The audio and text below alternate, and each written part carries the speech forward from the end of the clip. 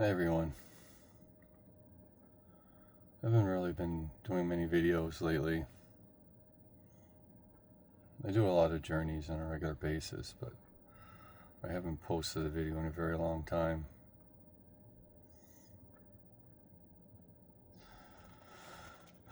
There's so many things going on in the world, and one of the last videos is about lies and speaking the truth and the importance of that.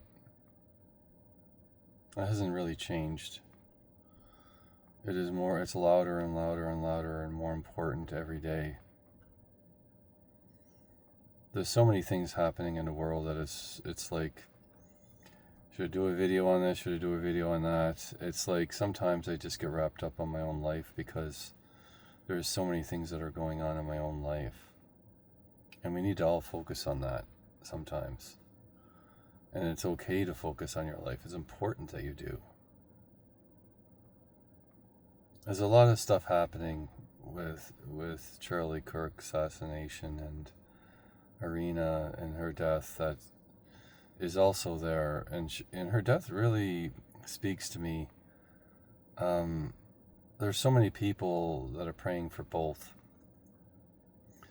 Iryna's death, it sits heavy on my chest because I'm being called to actually help her soul. Traumatic events like that are so tragic, and Charlie's death is also very tragic. And like there's so many videos out there. It's just oversaturated, and it needs to be though. People need to be able to speak. The outrage of celebrating of someone's death is terrible, and the stark silence of Iryna's death at the beginning was unacceptable. This is why I'm doing a video. It's to help her soul.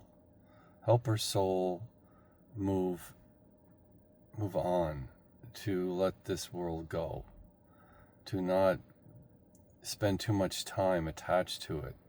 Charlie has so many people that are praying for him. I don't need to do that. But it seems to be Iryna's death seems to be being overshadowed. And it's the way it was meant to be. And I guess what really got to me about her is the unbelievable lack of help until it was too late. If she's one of those people beside her, help her immediately, would they have been able to save her life? I don't know. But the lack of trying is very disturbing to me. And just the senselessness of it all. We're all tired of the violence. We're all tired of... How can you celebrate the death of someone?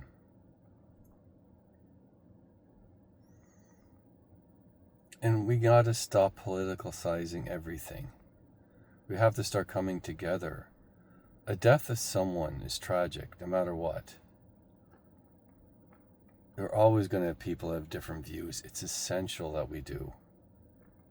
That's how we grow. That's how we flourish as a society, by working together, disagreeing with each other, find a common ground, and not separate everybody into little groups, into different parts of society and different cultures that segregate themselves from other cultures, and nobody ever works together. That's how things fall apart. We have to work together as a society. We have to work together as a human race. And there is a very much strong push between good and evil. And good people need to start speaking. They need to start standing up for what is right. And when the evil pushes back, we simply we push back harder, but in a loving way. See, evil is weak.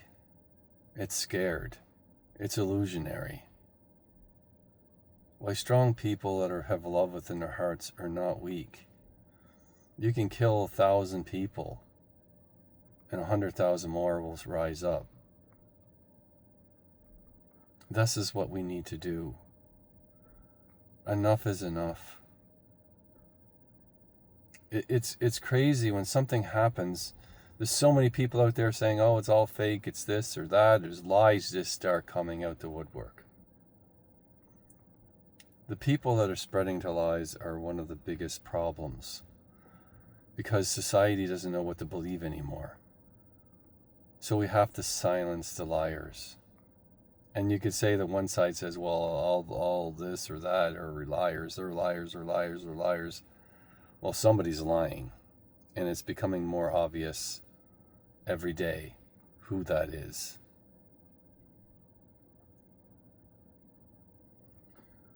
But I have to do a journey to her. And I wasn't sure if I was going to post this video. Still not. But I have to do this because there's a part of me that needs to help her. Or at least their spirit realm needs to show other people as people are willing to help individuals. I do a lot of journeys without actually posting them. And I will continue to do that. I'm not a big video maker, obviously.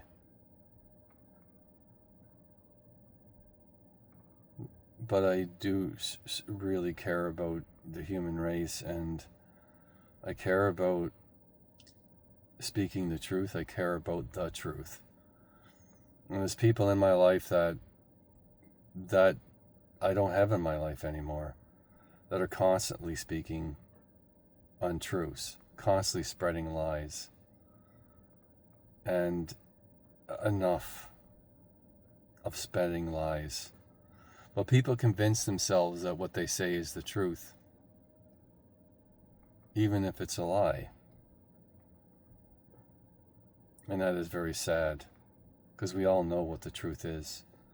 We just have to admit to ourselves that it is the truth. But enough of this. I'm going to go right into the video of helping Iryna to move on, to helping Iryna's soul to be at peace. And I'm not saying it's not, but there's something very much calling me to help her. And I can't ignore it anymore. Like sometimes that happens, you just get a calling that you have to just simply do it. Because their soul is asking for help. And sometimes it's our jobs to help things, to help people.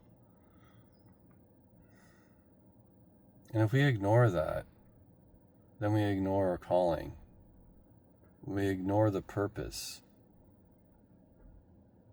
of why we're here as human beings in a world that is so full of lies that it concerns me. It concerns me for my own children's future.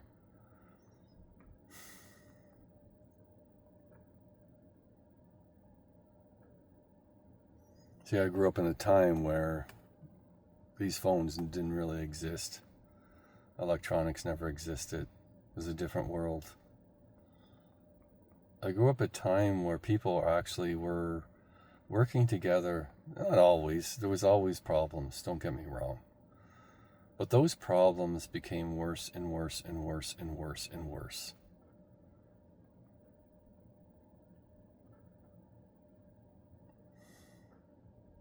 I see a world that's heavily divided, that's falling apart. But there's also people that are standing up and trying to change that. To try to bring it back to a kind of a balanced thing. But we also got to be careful that it doesn't swing too far. Because then we're just going to get back into the same constant flow of chaos energy that never seems to stop. There's a part of me that says to the universe that the only way that this is ever going to stop is if we separate the good people from the bad people. And I leave that up to the universe to make that decision, because I'm incapable of it. Of really identifying the good and the bad, because there's so much depth, there's so much complexities to all that.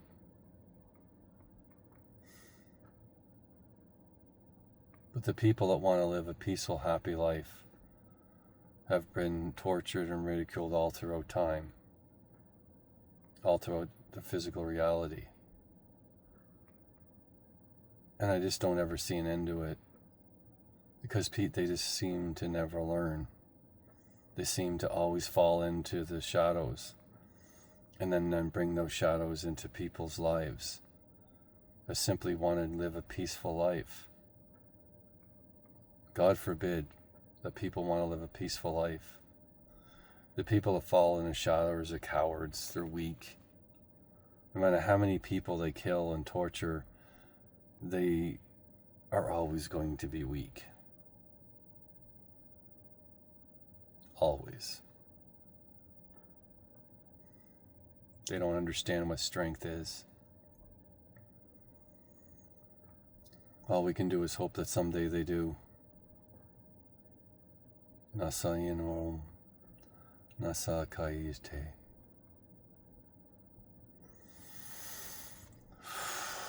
Just gonna do a journey now. Like, the first thing I see is this incident that happens. And I see instantly there's parts of her that literally go in a circle, instantly break apart. Like, her soul just kind of like separates in a whole bunch of pieces. And looking at this event in astonishment and confusion.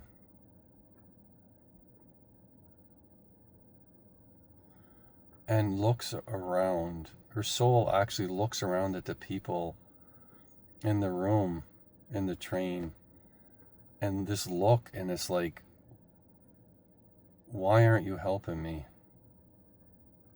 And she calls out really loudly, and people do hear, but they're not close. They're too far away. They're not going to get here in time. And what time do I have? And I see a part of herself that gets pulled into the shadow, and another part of herself that a really, really, really, really bright light comes down and shines upon her, and the people that come to help her, they all receive a blessing. The man that walks away is, I'm not going into his energy. I don't need to. I'm not here to help him. I'm here to help her. And when that light is so bright, all the other pieces that were looking around and in shock, look at the light, look at the being that's coming down. And he sets his foot down in the middle of this train. And all these parts of her come back except for one. The shadow has already got her. But these other parts that were scattered all become one. And this being actually picks her up and holds her really tight. And this being is Jesus.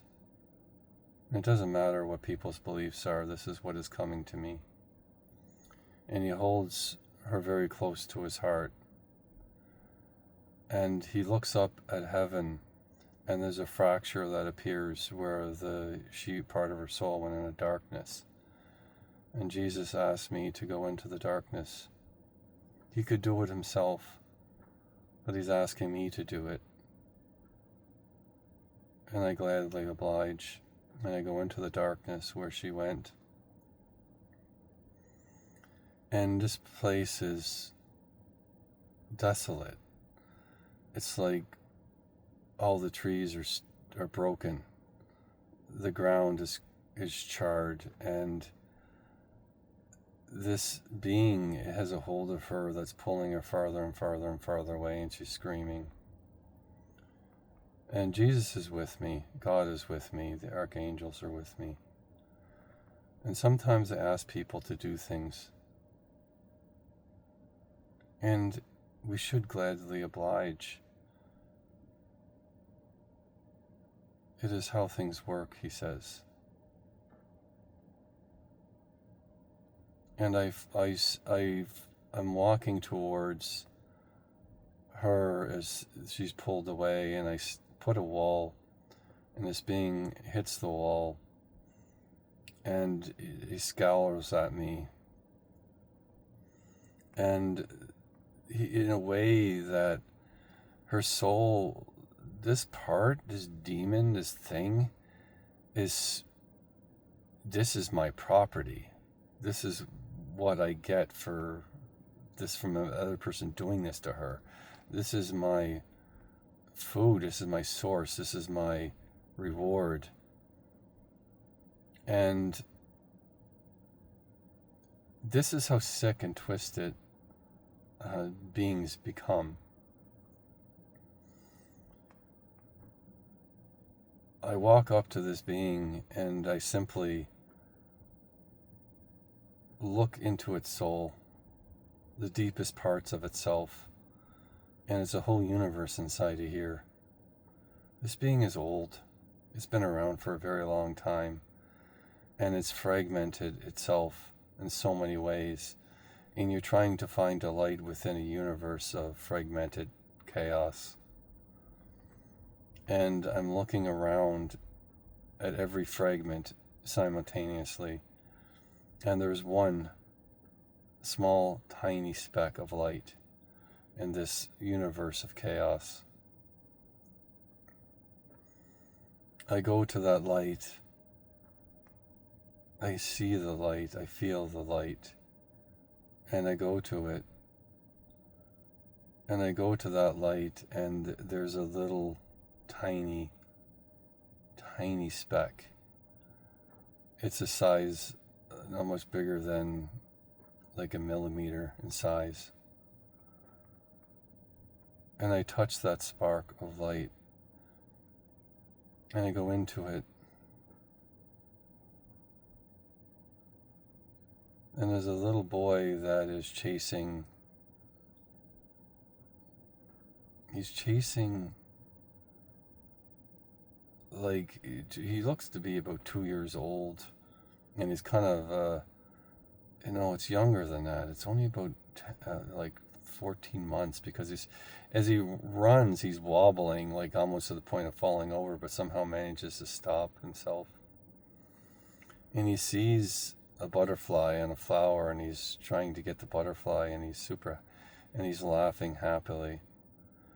But there's something really twisted about the energies about this incident. So when he touches the butterfly, there's an event that happens that shatters everything.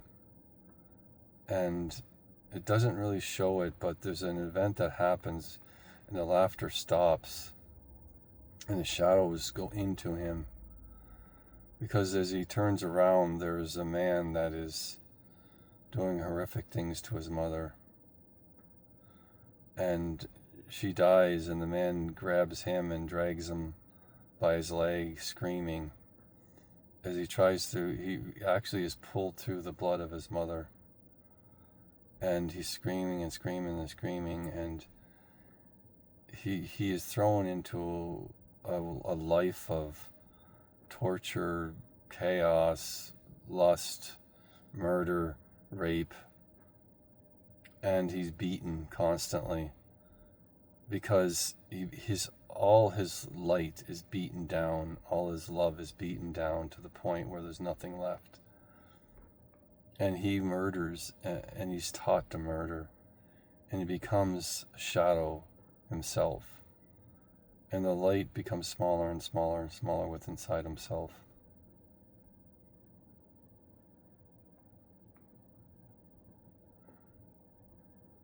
I look at this incident and the mother and the time, and I whisper into her mind, into her soul, before she goes to this place.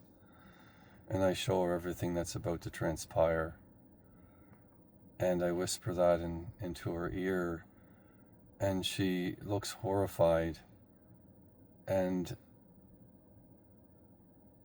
there's a light that appears inside herself, and there's a doorway that she's able to walk through with her child.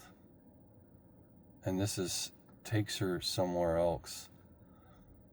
away from this child away from this.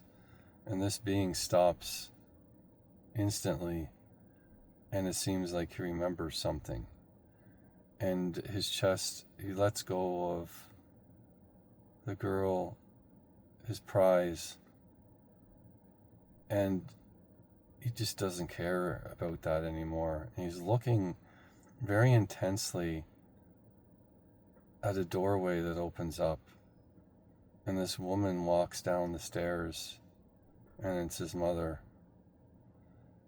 And all of a sudden, all this shadow instantly fades, and there's a massive light that bursts out of his chest, and the shadow instantly turns to dust. And it's like, I don't know how to, it's like a strobe light on this sped up, and it's instantly when his mother touches him, it even speeds up even faster, and she picks him up and takes him into the light.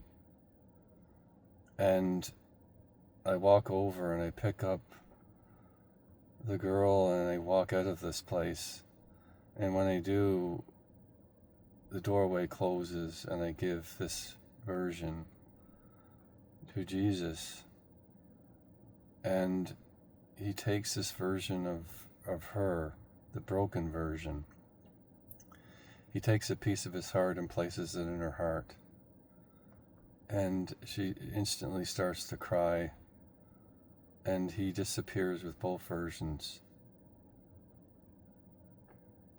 And the silence here, and then now we're back into the reality of the situation. But she's no longer alive anymore. And this silence everywhere. I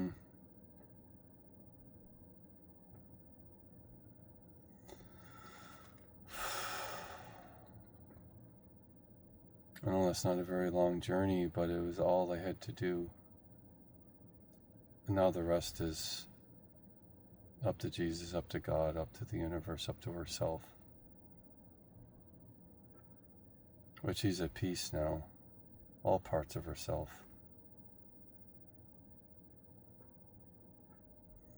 You can say whatever you want about love, about Jesus, about anything. Ultimately, you have to help people when you're called to do it. It's the right thing to do. You have to open your heart to all possibilities. And when you can't look at religion.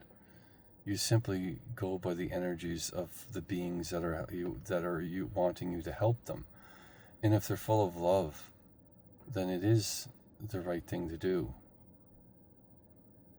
We need to set aside all the hatred and the fear and the false representations of what it is that we believe in, our faiths.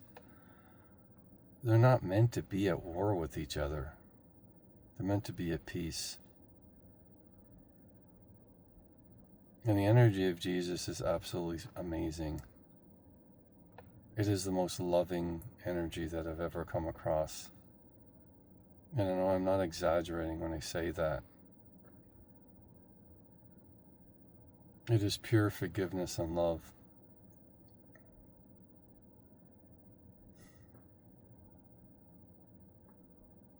I've experienced many different beings, and he is unmistakable.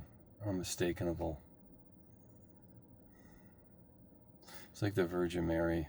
It's the same thing. Doesn't matter if you believe in them or not. The energy that they represent is absolutely amazing.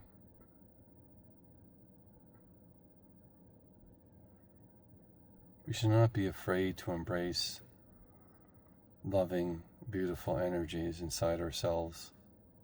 There's times that we're going to have to open up and deal with the illusions, to deal with the fears inside ourselves, but that's when the help of these beings is absolutely essential. And we shouldn't be afraid of God. We shouldn't be afraid of these beings because they're here to help us. Judgment is one thing, but judgment is only for... Judgment is something that happens when you are at fault, you could say, or doing something extremely bad. But the judgment is louder within yourself than in these beings. These beings understand a lot of things. And I'm not just talking about Jesus, I'm not talking about the Virgin Mary, I'm talking about all the other extraordinary, loving beings throughout the universe. They don't judge us, we judge ourselves. But judgment does happen. Because it must. It's a rare thing, believe it or not. Judgment isn't as... We judge ourselves more than these beings judge us because they understand the deep down parts of everything, all the things that are attached, all the reasons why. Even the darkest beings were created in the physical realms by events that some other evil person or other evil being did. They're not beyond saving. They are not beyond redemption. That is my personal opinion. That is my personal experience. Thank you very much, everyone, and just work together and be the best person you can be. This world needs every one of us. Thank you very much.